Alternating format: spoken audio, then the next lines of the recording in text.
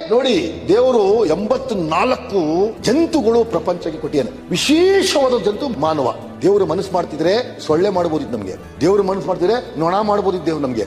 ಆದ್ರೆ ಅದಕ್ಕಿಂತ ಡಿಫರೆಂಟ್ ಆಗಿ ಮಾನವ ಅಂತ ನಮ್ಗೆ ಜನ್ಮ ನೀಡಿದ. ಇಷ್ಟು ಪವರ್ಫುಲ್ ಗೊತ್ತೇನ್ರಿ ನಾವು.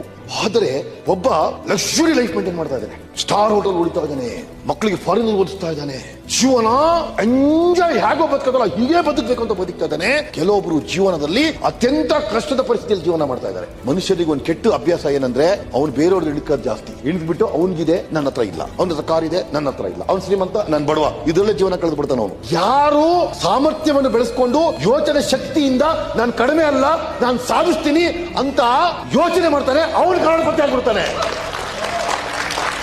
ಅವನು ಮುಂದೆ ಬಂದ್ಬಿಡ್ತಾನೆ.